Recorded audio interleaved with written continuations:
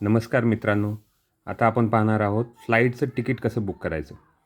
तर इथून मी बँकॉकचं जे तिकीट केलं होतं, तर ते कसं केलं होतं मी तुम्हाला ह्या माध्यमातून सांगतो. त्याच्यामध्ये जायचं, Googleमध्ये जायचं आणि हे स्काय स्कॅनर म्हणून टाकायचं. स्काय स्कॅनर ही अशी वेबसाईट आहे, त्याच्यामध्ये सगळ्या वेबसाईट येतात आणि सगळ्या वेबसाईटवरचे जे तिकीटचे दर आहेत, ते सगळे एकाच ठिकाणी येतात. तर आपण पाहूयात कसं करायचं. ते स्काय स्कॅनर टाकल्यानंतर एंटर केल्यानंतर ही वेबसाईट ओपन होते. वेबसाईट ओपन झाली की ह्याच्यामध्ये जायचं आणि इथे हे दिसतंय पुणे. पुण्यावरून बँकॉकला. तर बँकॉक इथे टाकलं आहे. तुम्ही कधी जायचं आहे ती एक तारीख टाकायची. यायची तारीख टाकायची, रिटर्न तारीख. आणि रिटर्नचं तिकीट तुम्ही बुक कराच कारण की ते कंपल्सरी आहे. त्याच्यानंतर इथे किती अडल्ट्स आहेत हे विचारते. एक माणसांचे, 2 माणसांचे किती आहेत ते टाकायचं आणि अप्लाय करायचं. अप्लाय केलं की याच्यानंतर इथे सगळ्यात ते डिटेल्स येतात. तर डिटेल्स तुम्ही पाहू शकता. ह्या एअर इंडिया एक्सप्रेसची फ्लाईट आहे पुण्यामधनं डायरेक्ट. त्याच्यामुळे मुंबईला आपल्याला जायची गरज नाही. आणि इथे तुम्ही पाहू शकता हे तिकीट किती दाखवते. चीपेस्ट दाखवतो आहे 19,118. तर हे वेगवेगळे दर तुम्हाला दाखवते. ह्याच्यामध्ये स्टॉप ही इथे डायरेक्ट दिसते. हे डायरेक्ट लिहिलेलं दिसते डायरेक्ट. 6:50 फ्लाईट आहे सकाळी. त्याच्यानंतर तिकडून जेव्हा येणार तुम्ही बँकॉकवरनं, तर ती इथे 5 वाजता संध्याकाळी पोहोचेल. ही सगळ्यात चांगली बेस्ट आहे रात्रीच्या फ्लाईट्स त्याच्यामध्ये येण्यापेक्षा, रात्रीचं येण्यापेक्षा ही चांगली बेस्ट ऑफर आहे. त्यानंतर कुठलीही सपोज तुम्हाला ही 18,685 दाखवते, ती सिलेक्ट करायची. सिलेक्ट केल्यानंतर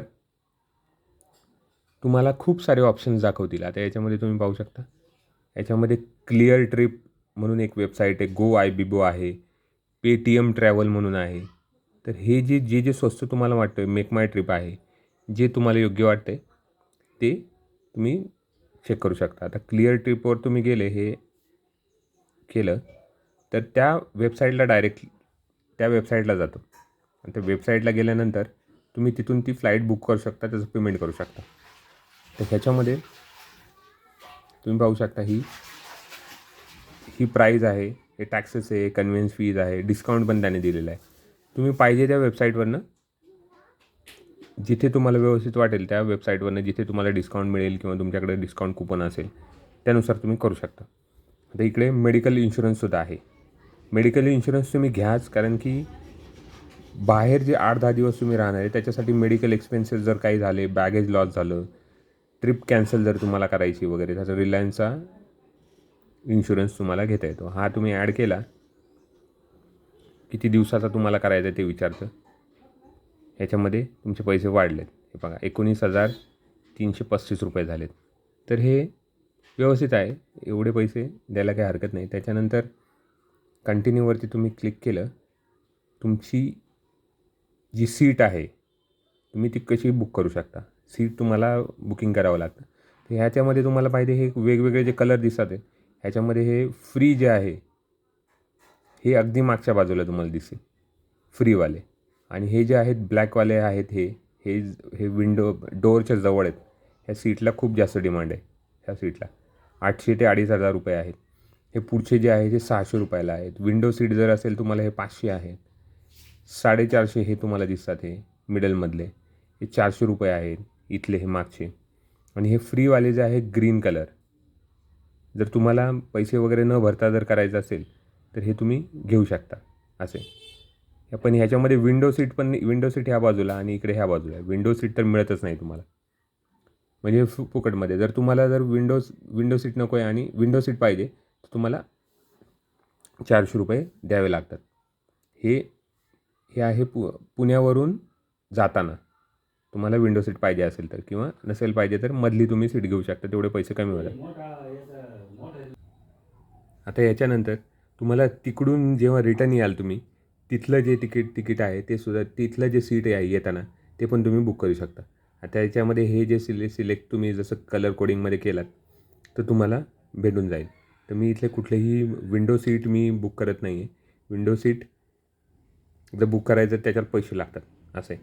जर तुम्हाला विंडो सीट पाहिजे तर तुम्ही बुक करू शकता असं आहे. हे आता क्लिक केलं आहे, ह्याच्यामध्ये विंडो सीटचे पैसे वाढले. आणि त्याच्यानंतर नेक्स्ट आहे तुमच्याकडे जर कुपन वगैरे आहे तर ह्याच्यामध्ये तुम्ही टाकू शकता. आता ह्याच्यामध्ये जर तुम्हाला जाताना किंवा येताना विमानामध्ये जर तुम्हाला काही खायचं असेल तर त्याचेही ऑप्शन्स आहेत. तुम्ही ॲड केलं की इथे पण ते ॲड होतात आणि इथे बिर्याणी, कॉफी वगैरे सगळं आहे. त्याच्यानंतर तुम्ही हे कंटिन्यू करू शकता विदाऊट सिलेक्टिंग, कारण की त्याच्यामध्ये महाग आहे. ह्याच्यामध्ये तुम्हाला मोबाईल नंबर टाकायचा आहे आणि ईमेल आय डी टाकायचा आहे. जर तुम्ही ईमेल आय डी असा टाकला, जो का तुमचा ईमेल आय डी आहे तो टाकला की ते कंटिन्यू करायचे असे. तर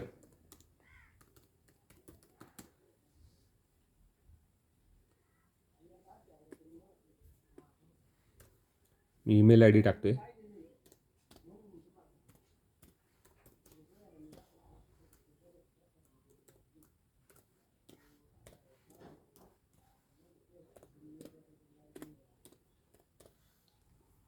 तुम्ही पाहत असाल ईमेल आय डी टाकल्यानंतर ती ईमेल आय डीवर एक कन्फर्मेशन जातं. त्याच्यानंतर इथं तुमचं जे आहे तुमचं नाव टाकायचं आहे. तर जे तुमच्या पासपोर्टला नाव आहे तेच याच्यामध्ये टाकायचं आहे. दुसरं कुठल्याही काही टाकायचं नाही आहे, कारण की हे पासपोर्टबरोबर मॅच झालं पाहिजे. पासपोर्टबरोबर जर नाही मॅच झालं तर तुम्हाला प्रॉब्लेम येणार, कारण की तिकीट वेगळं दाखवणार आणि तुमचे पासपोर्टचे डिटेल्स आहेत ते वेगळं दाखवणार, असं दाखवणार. त्याच्यामुळे तुम्ही जे पासपोर्टबरोबर अगदी मॅच तंतोतंत मॅच झालं पाहिजे ते.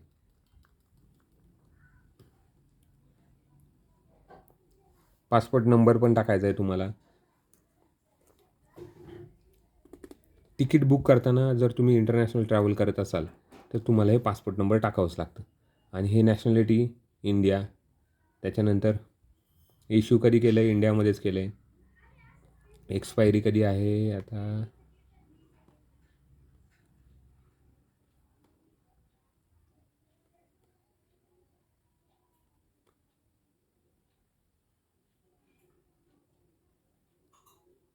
आता जी एस टीचे डिटेल्स पण विचारतं आहे, पण ते काय आपल्याला जी एस टीचे डिटेल्स जर तुम्ही कंपनीच्या जर तुमचं फर्म असेल तर तुम्ही करू शकता.